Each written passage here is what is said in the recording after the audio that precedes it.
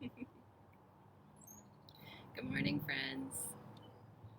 We're just going to wait for a few minutes until some folks join in.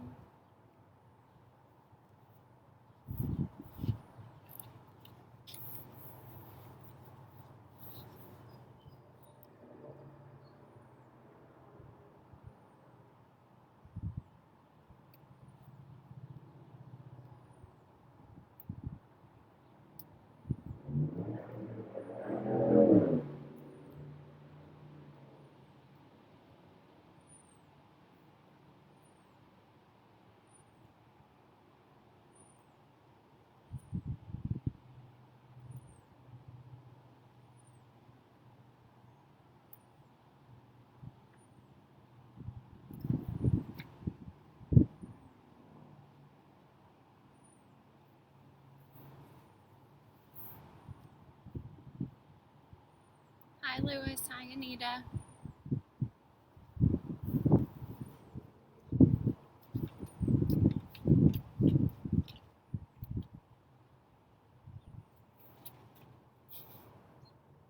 You all can't see it, but a squirrel just scampered across my porch.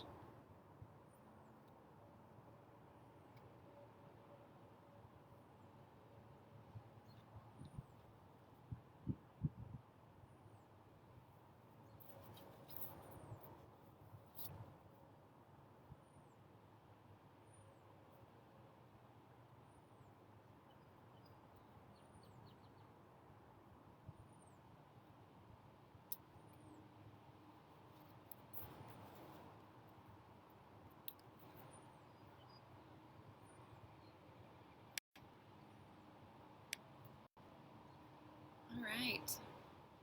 How are y'all this morning?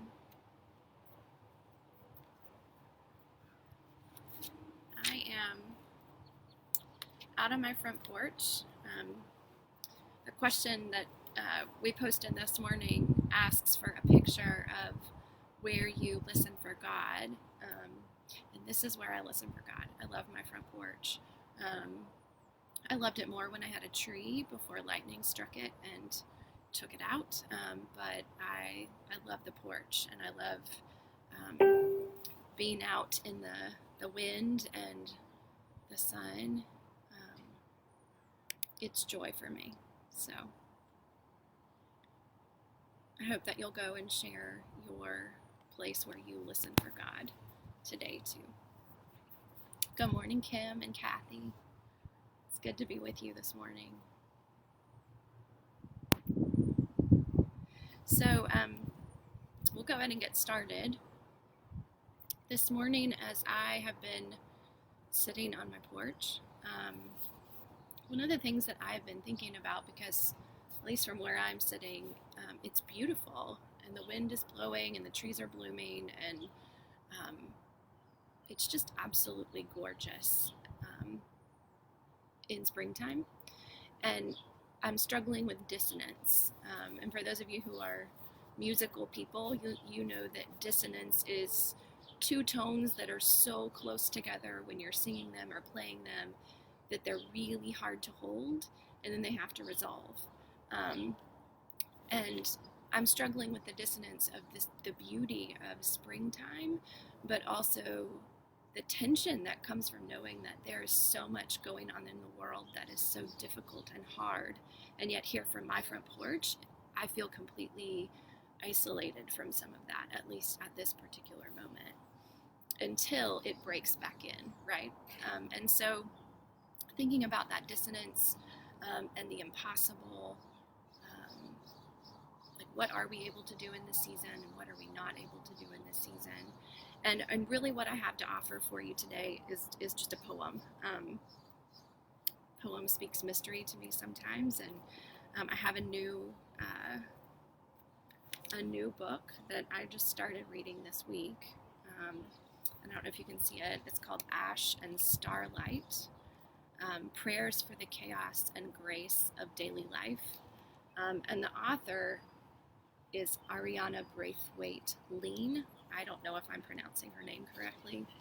But what I love about this book of prayers is every title is when I something. So when I need to get back to basics, or when I'm completely scattered, or when I need to ground myself in today, or something like that. And so it's all these different scenarios. And so the one I wanted to share with you today is when I need to see the beauty before me. And I think it speaks a little bit to that dissonance that we might all feel right now.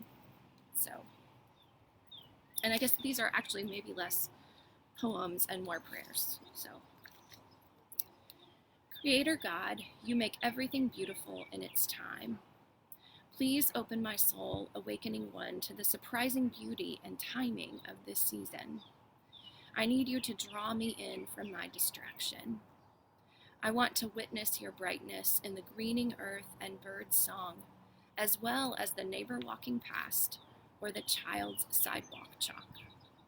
I want to pause in awe at the burning bushes and my friend's well-timed email or the stranger's unexpected kindness. The line in my book that awakens my soul, or the masterful frost pattern on my kitchen window. I want to journey through this day with an awareness, bringing gratitude and celebration, fresh hope in what you are creating, and new eyes for the treasure buried beneath me. You promise that birth and death, planting and harvest, embrace and solitude all have their place in this world and my life.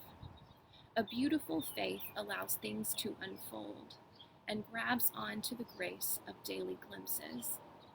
Loving God, I rest in you, and you're working to make all things beautiful. Someday, somehow. You are the one who showed true beauty in human life. Amen. As I sit with this prayer, one line stood out to me the most, and I'm curious to hear too if there are lines that stood out to you. The line that stood out to me is the line that says, "A beautiful faith allows things to unfold and grabs onto the grace of daily glimpses." And when I think about dissonance that we live in, and when I think about all of the challenges of what feel impossible right now, I think that's where I find peace, is when I can hang on to the grace of daily glimpses of God and hold those and not lose them and not let them just float away and pass by me without having paid any attention to them. And it does take pausing, and it does take being attentive to when they might be around you and to notice them. But I also think then we have to hold them and let those take up more space in our mind and our whole selves and our spirit, rather than all that might bring us anxiety or confusion or frustration, or insert whatever you want to there. So I hope that you'll find those places to find that grace of daily glimpses of God today. I hope you'll be able to enjoy this beautiful weather at some point if you can. And know that as we are moving through this Holy Week,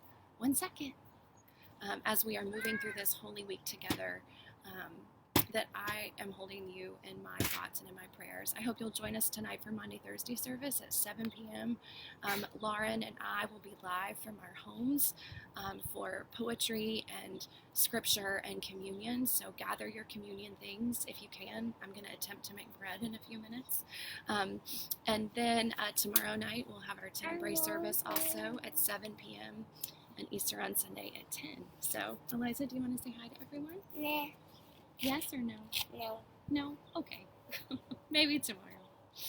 All right, friends. So I hope you'll join us for those. I hope you will be able to see and find the holy as you move through your day.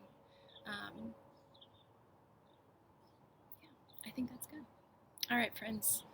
Be well and stay safe and healthy at home. Miss you all.